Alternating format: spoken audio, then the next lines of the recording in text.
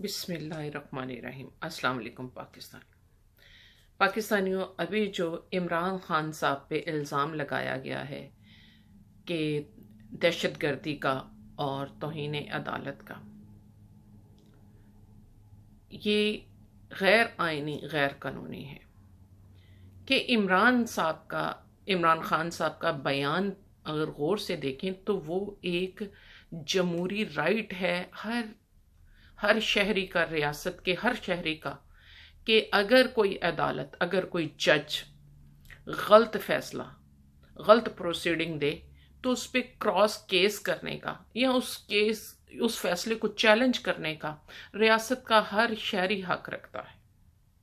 इमरान खान साहब ने नून league peoples party की तरह ना कोई टांगें तोड़ने की धमकी दी है, ना उन्हें ये कहा है कि आपने इस ओहदे पर रहना है कि नहीं रहना।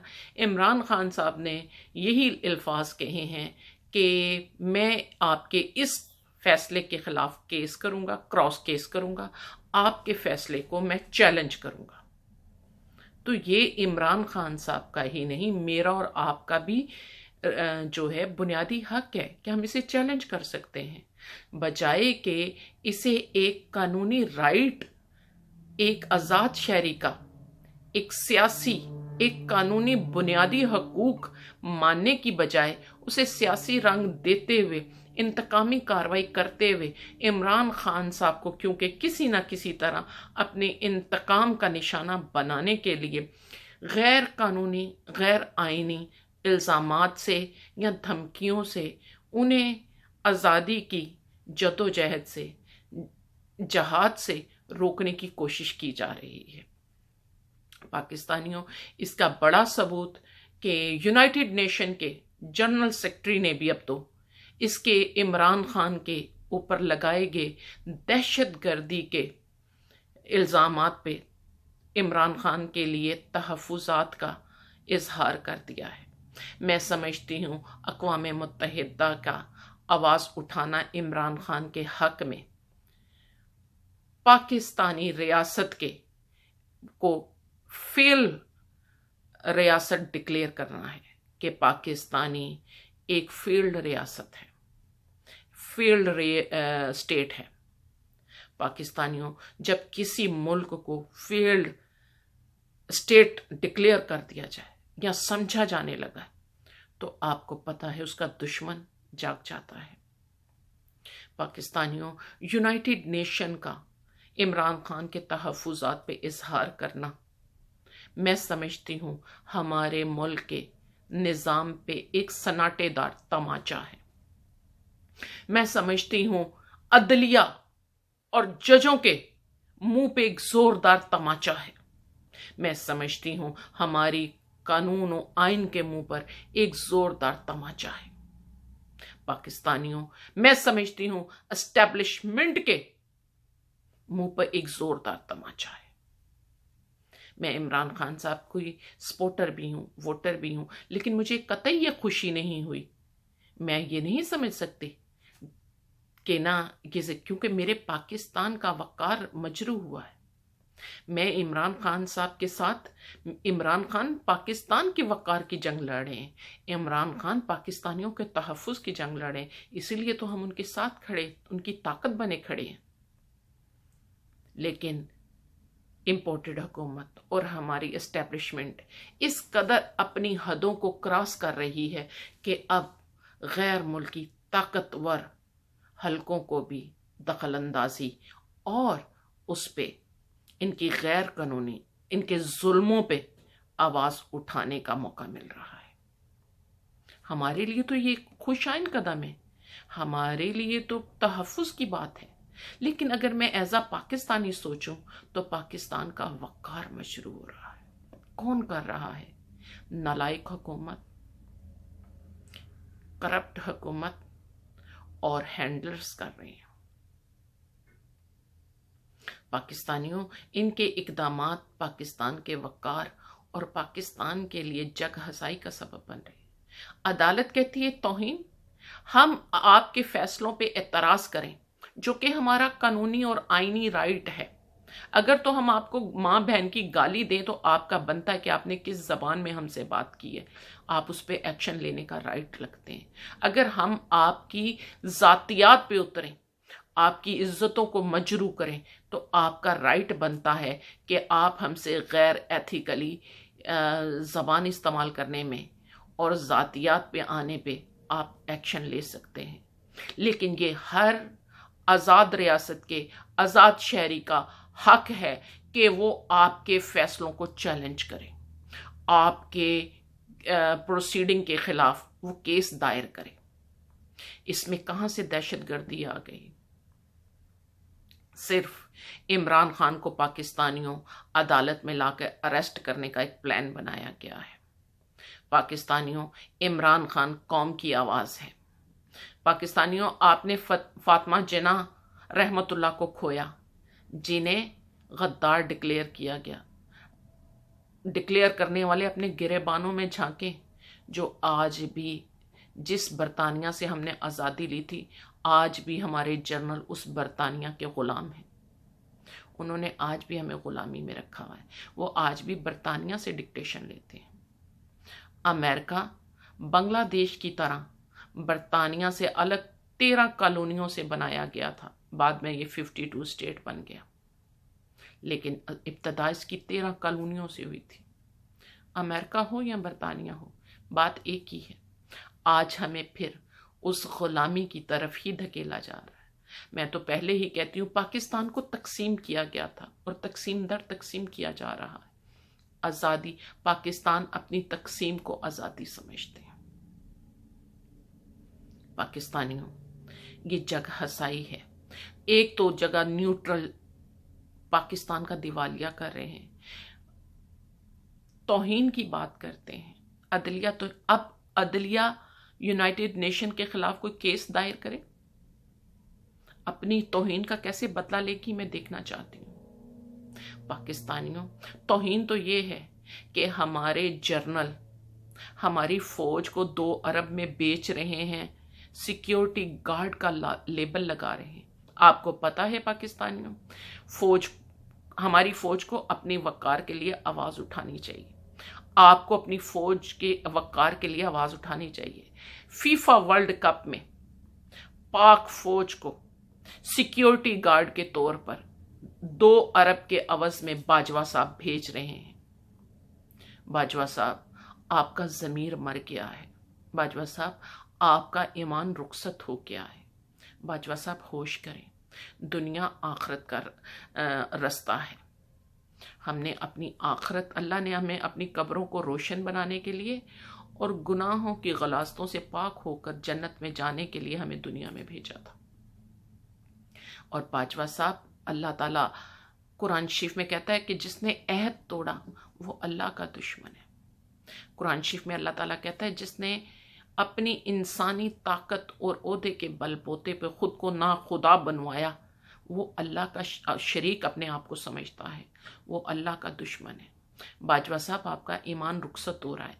आप अपने ओहदे और ताकत के बलबूते पर जुल्म कर रहे हैं। आपने 22 करोड़ की कौम को हाईजैक किया हुआ है। आपने 6 लाख की फौज को हाईजैक किया हुआ है। पाकिस्तानियों, 6 लाख की फौज को जब सिक्योरिटी गार्ड का लेबल लग जाएगा, इसका क्या वक़ार रह जाएगा? पाकिस्तानियों, ला इलाहा का मतलब यह है कि एक अल्लाह से डरो, तमाम ताकतवर खुदाओं का इनकार करके। आप किससे जहाद करोगे? आप किससे लड़ोगे? क्यों कि आपके तो अंदर खुद ऐसे लोग हैं। कमर बाजवा साहब की क्या औकात है? एक इंसान है हमारी तरह, एक आम है। उन्हें हमने वर्दी पहनाई, उन्हें हमने इख्तियार दिया, वो उसी वर्दी और इख्तियार को अपने आप को खुदा समझने नौज़बिल्ला लगे कि वो हर किसी सहाफ़ी को और सियासी वर्गों को पकड़ते हैं, नंगा करते हैं, उन्हें करंट लगवाते हैं, चेहरे पे निकाब पहनकर आके लोगों को उठा के उन्हें तशद्दुद किया जा रहा है। कुरान में तो ये सज़ा देने का तरीका नहीं है। कुरान में तो सज़ा देने का ये तरीका है कि जितना तुम पे जुल्म किया गया, जितनी ज़्यादती की गई है, तुमने उतनी ही करनी है। अगर उससे तजावज़ करोगे तो तुम खुद भी जालिम। यहाँ मैं हज़रत अली अलैहिस्सलाम को कोड करूँगी। उन्होंने अपने बेटों से कहा था कि इब्ने मुलजम ने मुझे एक ज़रब मारी है, तजावज़ ना करना। अगर तुम्हें बदला ही लेना है तो उसे एक ज़रब मारना, ये उसका मुकद्दर है कि वो बच जाए या मर जाए। लेकिन एक ज़रब से दूसरी ज़रब मारना जुल्म में दाखिल हो, जालिम में दाखिल होना। तो पाकिस्तानियों, ये जो शहबाज गुल है, ये जो जमील फारूकी है, इमरान रियाज, इन्होंने क्या जुल्म किया है कि इन्हें नंगे करके इन्हें अजियतें दी जा रही हैं, तशद्दुद का निशाना बनाया जा रहा है ज़ाती अना और अनात की बेस पे, कि आपके इख्तियार को नहीं माना जा रहा, कि आप 22 करोड़ की आवाम को चंद डॉलरों में बेच रहे हैं। आप आज भी गुलाम हैं। तो बाजवा साहब, आप गुलाम हैं तो ये आपकी चॉइस है, आप गुलामी इख्तियार करें। आपने अपने इख्तियार से तजावज़ किए। आपका काम नहीं था कि आप जाके कर्जे लेते और आवाम को गिरवी रखते, कौम को गिरवी रखते, मुल्क को गिरवी रखते। दिवालिया भी तो आप ही ने किया। मुल्क तो बहुत अच्छा चल रहा था इमरान खान साहब की हुकूमत के साथ। बाजवा साहब, जरा देखें पानी में तैरती हुई लाशें। मुझे कोई कहता है ना फौज देखे कर रही है, तो कोई कमाल नहीं कर रही। मैं फौज का बहुत अपने नौजवानों का एहतराम करती हूँ, जो मेजर कर्नल से मेजर से लेकर नीचे तक हैं, वो सब हमारी तरह के अवाम हैं। मैं उनसे मोहब्बत भी करती हूँ, उनका एहतराम भी करती हूँ। लेकिन ये जिन जर्नलों ने 30 साल हुकूमतें की हैं, उन्हें पता होना चाहिए था इंडिया हर साल बारिशों में पानी छोड़ता है, तो उन्हें कोई निज़ाम बनाना चाहिए था। DHA बनाने की बजाय वो DHA बढ़ाते रहे, पाकिस्तान को सुकेड़ते रहे। तो उन्हें चाहिए था ना कि सैलाब के लिए इंतजाम करें। ये तो हर साल का है, हर 8 महीने 10 महीने बाद ये सेम होता है कि जब भी बारिशें होती हैं इंडिया पानी छोड़ देता है। आज भी वो कर रहा है।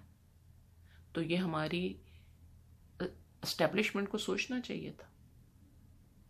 जब वो पार्लियामेंट को डिक्टेट करती है, जब वो डंडे के जोर पे हुकूमतें लाती और तोड़ती है, जब वो बूट मार के जजों से फैसले करवाती है, तो फिर तरक्याती मंसूबे भी तो फौज को फिर सोचना चाहिए था। अपने लिए तो वो DHA पाकिस्तान से बाहर भी, बेल्जियम में, ऑस्ट्रेलिया में, दुबई में भी बनाने लग पड़े। लेकिन पाकिस्तानी गरीब आवाम के लिए 5 मरले 3 मरले का घर भी नहीं, साफ पानी भी नहीं, उनके लिए इतना भी नहीं कि बारिश का पानी, छोटे छोटे डैम बना दिए जाते कि इंडिया पानी छोड़ता, तबाही की बजाय पानी सेफ हो जाता। तो पाकिस्तानियों, इमरान खान साहब के साथ अना और जिद का रिवेंज लेने की, इंतकाम लेने की कोशिश है। इमरान खान साहब कौम का एहसास है, इमरान खान साहब कौम की आवाज़ है, इमरान खान साहब हमारी पाकिस्तानी कौम की आज़ादी की ज़मानत है, इमरान खान साहब फ़ख्र पाकिस्तान है। इमरान खान साहब पाकिस्तानियों की जान है। अपने लीडर की हिफाजत करो, चंद काली भेड़ों के इंतकामी कार्रवाई से महफूज करने के लिए। और जाके जजों से, अदलिया से बाहर एहतजाज करके पूछो, तुम्हारे गलत फैसलों से हम सवाल क्यों नहीं उठा सकते। इन्हीं अदालतों ने 50 रुपए के स्टाम्प पे नवाज शरीफ को बाहर भेजा था कि वो 8 हफ्तों के बाद वापस आ जाएगा। आज 2 साल हो गए वो वापस नहीं आया। इनका गलत फैसला था। उस वक्त उन्होंने कहा था नवाज शरीफ को कुछ हो गया तो इमरान खान जिम्मेदार होगा। आज मैं मजिस्ट्रेट ज़ेबा से पूछती हूँ, बीबी अगर शहबाज गिल को कुछ हो गया तो तुम कातिला होगी। तुमने कत्ल का हुक्म लिखा है अपने कलम से, अल्लाह का कानून है। अल्लाह ताला कहता है कातिल को बाद में, जिसने कत्ल का मंसूबा बनाया था, जिसने कत्ल करने का हुक्म दिया था, उसे पहले जहन्नम में डालूंगा। तो मजिस्ट्रेट ज़ेबा, आप शहबाज गिल की कातिल होंगी और आपको कौम माफ़ नहीं करेगी। आपकी सिक्योरिटी हम ख़त्म करेंगे फिर, क्यों कि आपने कौम का कत्ल किया है। आप लोग गलत फैसले करें और सिक्योरिटियाँ ने आपकी सिक्योरिटी का, किस चीज़ की सिक्योरिटी, कि आप, इसका मतलब एक कातिल को सिक्योरिटी की ज़रूरत होती है। जितने कातिल हम पे मुसल्लत हैं वो सिक्योरिटियों में हैं, और जो गरीब आवाम है वो सिक्योरिटी तो क्या साफ पानी से भी महरूम है। हर साल सैलाब में उनका मेहनत की फसलें भी डूब जाती हैं, उनके मवेशी भी डूब जाते हैं, वो गुर्बत के लाले पड़ जाते हैं। पाकिस्तानियों, इमरान खान साहब की आवाज़ बनो। इमरान खान साहब ने कानून और आइन को बिल्कुल हाथ में नहीं लिया। ये हमारा कानूनी हक है कि हम गलत फैसलों और जजों की गलत जजमेंट के ऊपर आवाज़ उठाएं, क्रॉस केस करें, उनके फैसलों को चैलेंज करें। पाकिस्तानियों जिंदाबाद, पाकिस्तान पाइंदाबाद।